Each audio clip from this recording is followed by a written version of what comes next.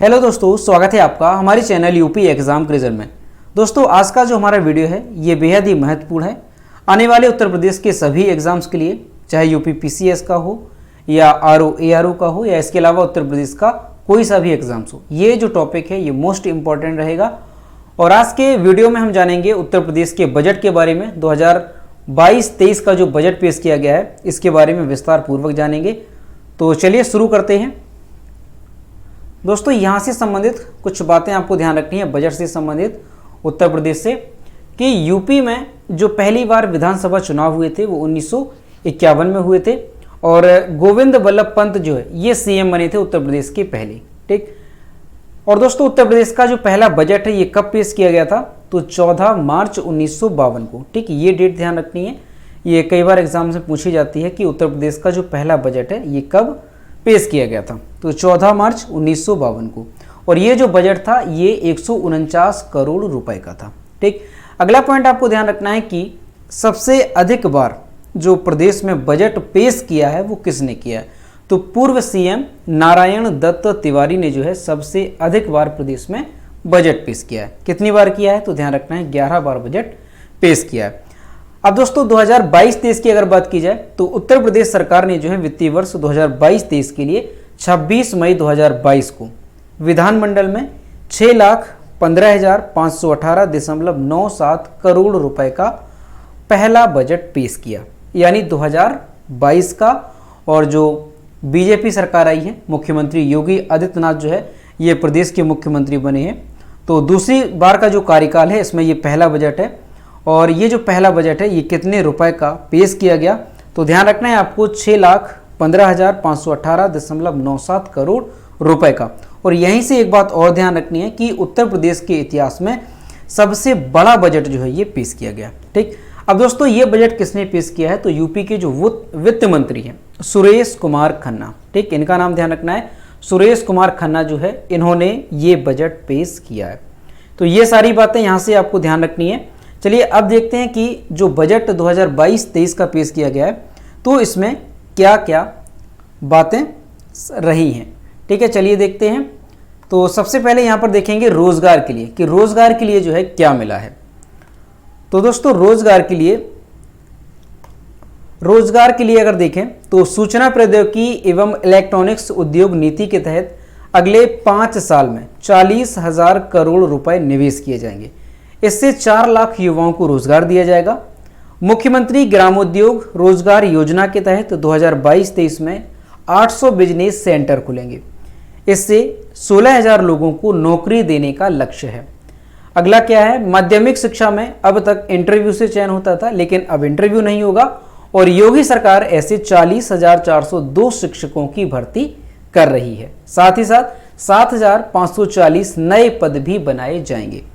अगला एक और पॉइंट ध्यान रखना है कि 3,000 नर्सों को राजकीय मेडिकल कॉलेजों या अस्पतालों में नियुक्ति दी जाएगी और 10,000 नए पदों पर 2022-23 में भर्ती होगी। तो ये जो बातें हैं ये रोजगार से संबंधित हैं। ये आपको ध्यान रखनी है कि रोजगार के लिए जो है इस बजट में क्या क्या प्रावधान रही हैं। ठीक। आगे देखते हैं युवाओं को क्या इसमें मिला है।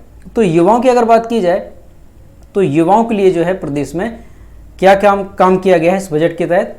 तो प्रदेश के शहरी और ग्रामीण क्षेत्रों के युवाओं को टेक्नोलॉजी से अपडेट करने के लिए 5 साल में 2 करोड़, कितना? 2 करोड़ स्मार्टफोन या टैबलेट बांटे जाएंगे।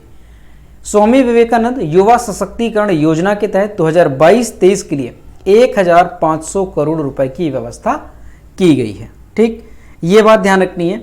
अगर ऐसे पूछा जाता है कि स्वामी विवेकानंद युवा सशक्तिकरण योजना के तहत जो 2022-23 का बजट पेश किया गया इसमें कितने धनराशि आवंटित की गई है? तो 1,500 करोड़ रुपए की जो व्यवस्था है वो की गई है। अगला पॉइंट क्या है कि नई स्टार्टअप नीति के तहत 5 साल में हर जनपद में कम से कम 1 या ज़्यादा से ज़्यादा 100 इंक्यूबेटर सेंटर खोले जाएंगे। इनमें स्टार्टअप शुरू करने की ट्रेनिंग दी जाएगी। इसके जरिए 10,000 स्टार्टअप शुरू कराने का लक्ष्य है। अब तक दोस्तों देखा जाए प्रदेश में कितने इंक्यूबेटर्स काम कर रहे हैं? तो 47 इंक्यूबेटर्स काम कर रहे हैं और 5,600 से अधिक स्टार्टअप्स के लिए रजिस्ट्रेशन हो चुके हैं। तो ये क्या है? ये जो प्रावधान है ये सारे आपको किए गए हैं युवाओं के लिए।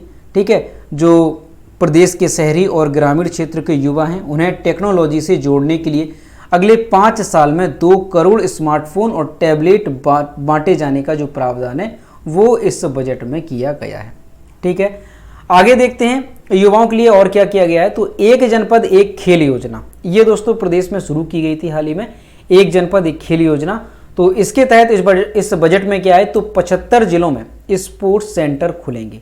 ये जो योजना है एक जनपद एक खेल योजना, इसके तहत सभी जिलों में, यानी हमारे प्रदेश में 75 जिले हैं, तो सभी जिलों में स्पोर्ट सेंटर खोले जाएंगे और इससे क्या होगा, जो युवा हैं वो रोजगार के प्रति वो खेल के प्रति आकर्षित होंगे।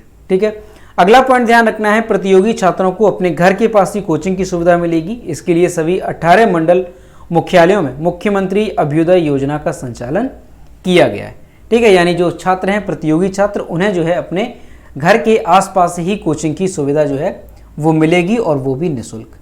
और इसके लिए बजट में कितना प्रावधान किया गया है, तो ध्यान रखना है, इसके लिए बजट में जो है 30 करोड़ रुपए की व्यवस्था की गई है।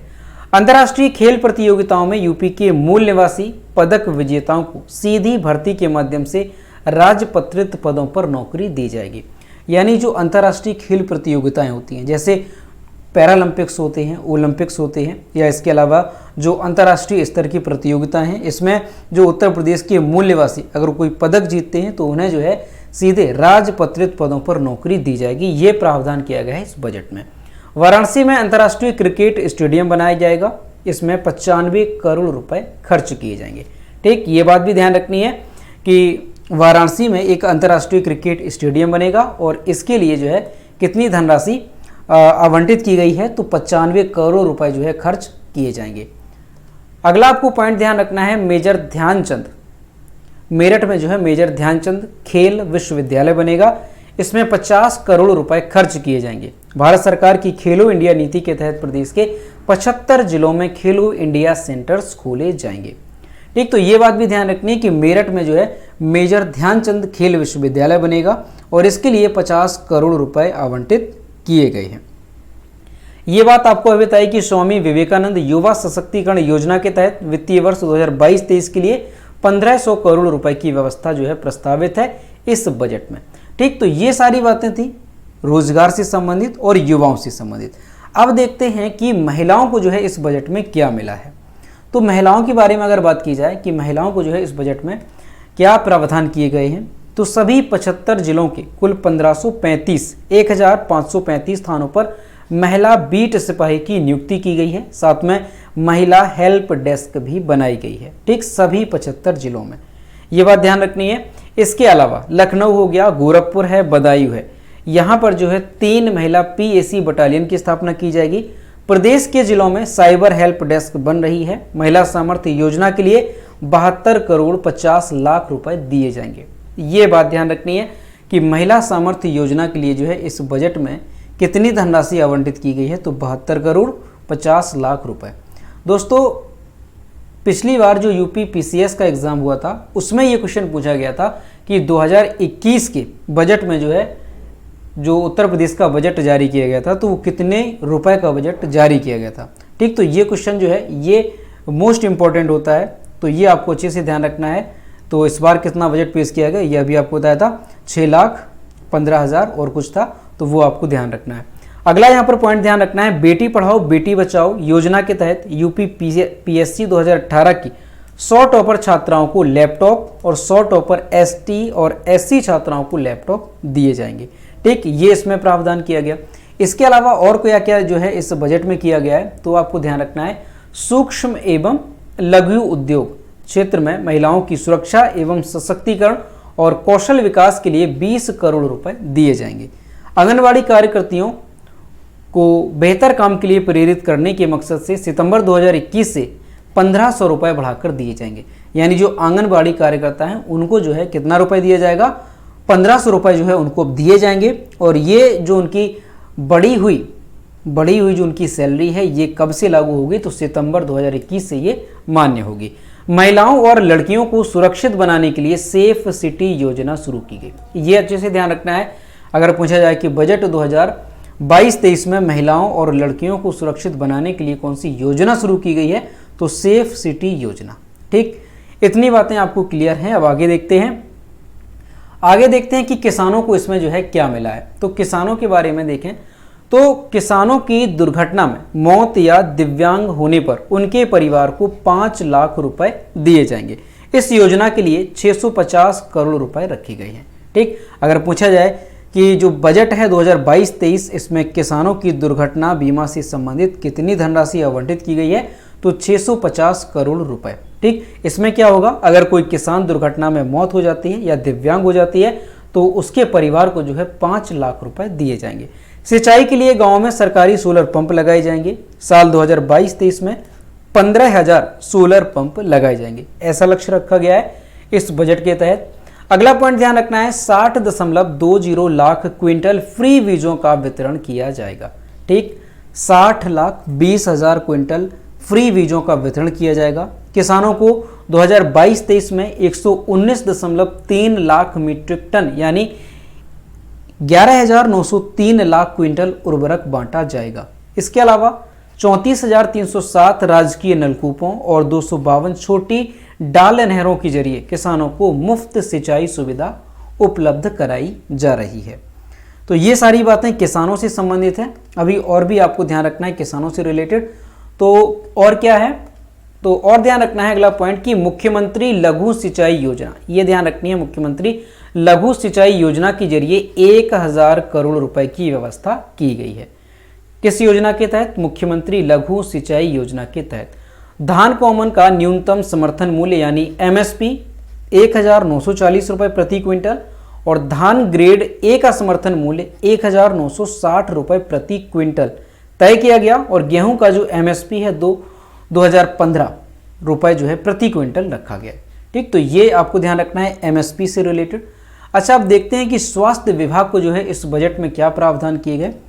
तो स्वास्थ्य विभाग से संबंधित आपको ध्यान रखना है, राष्ट्रीय ग्रामीण स्वास्थ्य मिशन हेतु 10,547 करोड़ 42 लाख रुपए की व्यवस्था की गई है। ठीक, ये अमाउंट ध्यान रखना है, काफी बड़ा अमाउंट है कि राष्ट्रीय ग्रामीण स्वास्थ्य मिशन हेतु 10,547 करोड़ 42 लाख रुपए की व्यवस्था की गई है। प्रधानमंत्री आत्मनिर्भर स्वस्थ भारत योजना के लिए 620 करोड़ रुपए और आशा कार्यकर्ताओं के लिए 300 करोड़ रुपए की व्यवस्था की गई है। ठीक, तो ये ध्यान रखना है स्वास्थ्य विभाग से रिलेटेड कि आशा जो कार्यकर्ता हैं उनके लिए 300 करोड़ और जो स्वस्थ भारत प्रधानमंत्री आत्मनिर्भर स्वस्थ भारत योजना है इसके लिए 620 करोड़ रुपए। आयुष्मान भारत योजना से 2,949 अस्पतालों को जोड़ा गया। राज्य के 1.78 करोड़ परिवारों को इसका फायदा दिया जाएगा। अब तक 1.84 करोड़ लोगों को आयुष्मान कार्ड दिया जा चुका है। योजना के लिए 560 करोड़ रुपए की व्यवस्था की जाएगी। ठीक, तो ये भी ध्यान रखना है आयुष्मान भारत योजना के लिए जो है कितनी धनराशि आवंटित की गई है, तो 560 करोड़ रुपए जो है आयुष्मान भारत योजना के लिए धनराशि आवंटित की गई है। अगला पॉइंट ध्यान रखना है, आयुष्मान भारत मुख्यमंत्री जन आरोग्य योजना के लिए 250 करोड़ रुपए की व्यवस्था की गई। प्रधानमंत्री मातृत्व वंदना योजना के लिए 320 करोड़ 7 लाख रुपए की व्यवस्था की गई है। 15वें वित्त आयोग के अधीन विभिन्न योजनाओं के लिए 2,908 करोड़ रुपए की व्यवस्था की गई। राज्य कर्मचारियों और पेंशनरों की असाध्य बीमारी के इलाज के लिए कैशलेस चिकित्सा योजना के लिए 100 करोड़ रुपए की व्यवस्था की गई है। ये काफ़ी इंपॉर्टेंट है, ध्यान रखना है दोस्तों, ये योजनाएं काफ़ी इंपॉर्टेंट होती है कि किस योजना के लिए जो है कितनी धनराशि आवंटित की गई, तो ये ध्यान रखना है। और दोस्तों हाल ही में जो कैशलेस चिकित्सा योजना शुरू की गई थी प्रदेश में, तो उसके लिए भी 100 करोड़ रुपए जो है प्रावधान किया गया है। आगे देखते हैं, राज्य में 9 से 14 साल तक की 1 लाख बच्चियों को HPV वैक्सीन की दोनों डोज लगाई जाएंगी। इसके अलावा प्रदेश के सीमावर्ती और अन्य इलाकों में सुपर स्पेशलिटी हॉस्पिटल की स्थापना के लिए 25 करोड़ रुपए की व्यवस्था की गई है। ठीक, तो ये तो सारी बातें हो गई किससे संबंधित, स्वास्थ्य से संबंधित। इसी तरह से एक एक करके सारी बातें हम जानते हैं। अब आगे देखते हैं दोस्तों, स्वास्थ्य से रिलेटेड कुछ और बातें आपको ध्यान रखनी है। राज्य के 16 और जिलों में मेडिकल कॉलेजों की स्थापना के लिए PPP नीति घोषित की गई है। यहाँ निजी निवेश के जरिए मेडिकल कॉलेज खोले जाएंगे, यानी अभी वर्तमान में जो मेडिकल कॉलेज है इनके अतिरिक्त जो है 16 और जिलों में मेडिकल कॉलेज की स्थापना की जाएगी वो भी किस आधार पर, तो ध्यान रखना है पीपीपी मॉडल पर। एमबीबीएस और पीजी पाठ्यक्रमों में सीटों के इजाफे के लिए 500 करोड़ रुपए जारी किए गए। स्वशासी राज्य चिकित्सा महाविद्यालयों के लिए 50 करोड़ रुपए और नर्सिंग कॉलेज की स्थापना हेतु 25 करोड़ रुपए की व्यवस्था की गई है। ठीक, तो ये आपको यहां पर ध्यान रखना है। अगला पॉइंट ध्यान रखना है, लखनऊ में अटल बिहारी वाजपेयी चिकित्सा विश्वविद्यालय की स्थापना के लिए 100 करोड़ रुपए 45 लाख 100 करोड़ 45 लाख रुपए की व्यवस्था की गई है। किसके लिए? अटल बिहारी वाजपेयी चिकित्सा विश्वविद्यालय की स्थापना के लिए। अगला पॉइंट ध्यान रखना है दोस्तों, यहां से अगला क्या ध्यान रखना है कि प्रदेश में जो है किन किन जिलों में मेडिकल कॉलेज की बात करी गई है। तो 14 जिलों में बिजनौर हो गया, कुशीनगर हो गया, सुल्तानपुर, गोंडा, लखीमपुर खीरी, चंदौली, बुलंदशहर, सोनभद्र, पीलीभीत, औरैया, कानपुर देहात, कौशाम्बी और अमेठी में निर्माणाधीन नए मेडिकल कॉलेजों के लिए 2100 करोड़ रुपए की व्यवस्था की गई है। यानी राज्य में जो ये 14 जिले हैं, यहाँ पर मेडिकल कॉलेज का जो काम है वो जारी है और इसी के तहत जो है इस बजट में 2100 करोड़ रुपए की व्यवस्था की गई है इन मेडिकल कॉलेज के निर्माण को लेकर के। अगला पॉइंट क्या है कि पंडित दीनदयाल उपाध्याय राज्य कर्मचारी कैशलेस चिकित्सा योजना के लिए 50 करोड़ रुपए की व्यवस्था की गई। गरीबों के इलाज के लिए जो है 100 करोड़ रुपए दिए जाएंगे। ठीक, तो ये आपको ध्यान रखना है पंडित दीनदयाल उपाध्याय राज्य कर्मचारी कैशलेस चिकित्सा योजना से। अब देखते हैं गांव और शहर को जो है इस बजट में क्या दिया गया। तो गांव और शहर से संबंधित अगर बात की जाए तो हर घर नल योजना के तहत साफ पानी के लिए अमृत योजना पर 2000 करोड़ रुपए खर्च किए जाएंगे। ठीक, कितना ध्यान रखना है, अमृत योजना के तहत कितना, 2000 करोड़ रुपए खर्च किए जाएंगे। अगला पॉइंट आपको ध्यान रखना है, पहले से चल रही अमृत योजना पर 2200 करोड़ रुपए खर्च होंगे। शहरों की सफाई पर 1353 करोड़ रुपए खर्च होंगे। इसके अलावा प्रधानमंत्री आवास योजना जो शहरी है उसके लिए 10,127 करोड़ 61 लाख रुपए की व्यवस्था की गई है। अगला पॉइंट, नगर निकायों में इंफ्रास्ट्रक्चर सुविधाओं के विकास पर 550 करोड़ रुपए खर्च किए जाएंगे। इसके अलावा महाकुंभ मेले 2025 के लिए 100 करोड़ रुपए की व्यवस्था की गई। पंडित दीनदयाल उपाध्याय आदर्श नगर पंचायत योजना के लिए 200 करोड़ रुपए की व्यवस्था इस बजट में की गई है। आगे देखते हैं और कौन कौन सी जो व्यवस्था है वो की गई है इसमें। तो प्रधानमंत्री ग्रामीण आवास योजना पर 7000 करोड़ रुपए, मुख्यमंत्री ग्रामीण आवास योजना पर 508 करोड़ 63 लाख रुपए, प्रधानमंत्री ग्राम सड़क योजना के तहत 7373 करोड़ 71 लाख रुपए की व्यवस्था और गांव में गर्मी के महीनों में रात को लगातार 11 घंटे बिजली दी जाएगी। ठीक, यहां से आपको सारी बातें अच्छे से ध्यान रखनी है। मुख्यमंत्री नगरीय अल्प विकसित और मलिन बस्ती योजना के लिए 215 करोड़ रुपए और जो ये प्रधानमंत्री ग्रामीण आवास योजना है इसके लिए 7000 करोड़ रुपए, मुख्यमंत्री ग्रामीण आवास योजना पर 508 करोड़ 63 लाख रुपए और प्रधानमंत्री ग्राम सड़क योजना के लिए 7373 करोड़ 71 लाख रुपए का जो प्रावधान है इस बजट में किया गया है। इसके साथ ही दोस्तों एक बात यहां से ध्यान रखनी है कि गर्मी के समय में गांव में जो है 11 घंटे बिजली की व्यवस्था इसमें करी गई है कि गांव में जो है रात के समय 11 घंटे बिजली दी जाएगी। ठीक, आगे देखते हैं बजट की अन्य महत्वपूर्ण बातें कि और कौन कौन सी जो बजट में प्रावधान किए गए हैं वो आपको याद रखने हैं। तो इसके तहत आपको ध्यान रखना है, यूपी में 3 डाटा सेंटर बनेंगे फाइबर केबल के लिए, 300 करोड़ रुपए प्रस्तावित हैं। पुलिस आपातकालीन प्रबंधन प्रणाली के तहत 730.88 करोड़ रुपए के प्रावधान से 112 योजना का दूसरा चरण शुरू होगा।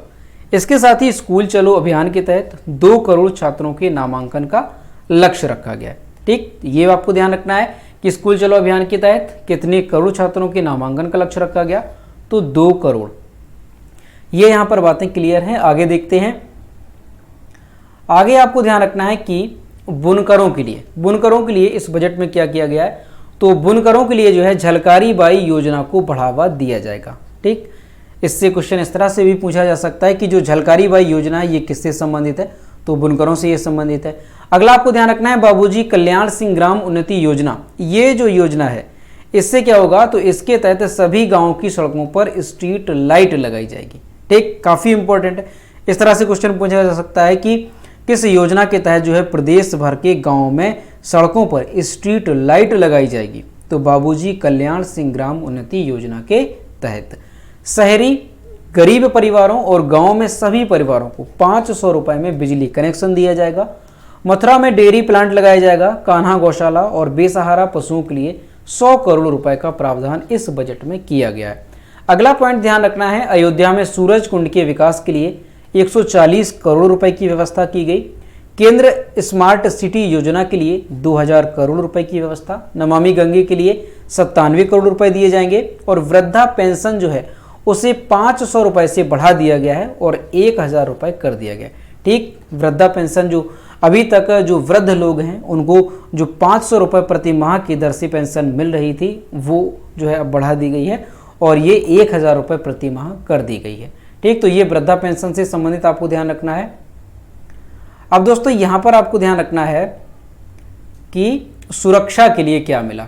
ठीक, तो सुरक्षा की अगर बात की जाए तो सुरक्षा से ध्यान रखना है, 5 नए सुरक्षा से संबंधित 5 नए ATS सेंटर बनाने का ऐलान किया गया।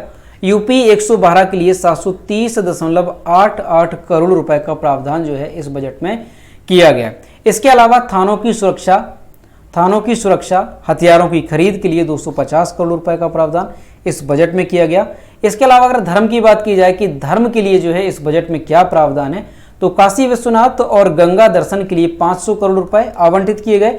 संत पुरोहितों के लिए बोर्ड का गठन किया जाएगा। राम मंदिर और अयोध्या धाम मार्ग को 300 करोड़ रुपए का प्रावधान इस बजट में किया गया। ठीक, तो ये बातें हो गई धर्म से रिलेटेड। तो दोस्तों ये था पूरा बजट 2022-23 का उत्तर प्रदेश का जो हाल ही में पेश किया गया। तो यहाँ से ये सारी बातें हमने विस्तार पूर्वक जानी कि कितना धन जो है वो किसके लिए आवंटित किया गया है और यहाँ से आपके एग्जाम्स के लिए जितने भी क्वेश्चन बन सकते थे वो यहीं में से बनेंगे। ठीक है, ये बात आपको ध्यान रखनी है कि यहीं से आपके सारे क्वेश्चन जो अगर एग्जाम में पूछे जाते हैं बजट से रिलेटेड तो इससे बाहर नहीं होंगे। और उम्मीद करता हूँ कि आपको ये वीडियो पसंद आया होगा। अगर वीडियो पसंद आया है तो वीडियो को लाइक करें, अपने दोस्तों के साथ इसे शेयर करें और अगर अभी तक हमारे चैनल पर नए हैं तो चैनल को सब्सक्राइब करना ना भूलें। और दोस्तों उत्तर प्रदेश लेखपाल के लिए एक हमने ई बुक तैयार की है, अगर उसे आपको डाउनलोड करना है तो उसकी लिंक आपको वीडियो के डिस्क्रिप्शन में मिल जाएगी। वहाँ से आप उस ई बुक को डाउनलोड कर सकते हैं और बेहद ही कम दामों में जो है उस ई बुक को उपलब्ध आप लोगों के लिए कराया गया है, मात्र 29 रुपये में। ठीक, ध्यान रखना है, केवल 29 रुपये में जो है वो ई बुक PDF आपके लिए उपलब्ध हो जाएगी। तो दोस्तों वीडियो अगर पसंद आया है तो लाइक करें, अपने दोस्तों के साथ शेयर करें और अगर नए हैं तो चैनल को सब्सक्राइब करना ना भूलें। तो मिलते हैं नेक्स्ट वीडियो में। Thank you.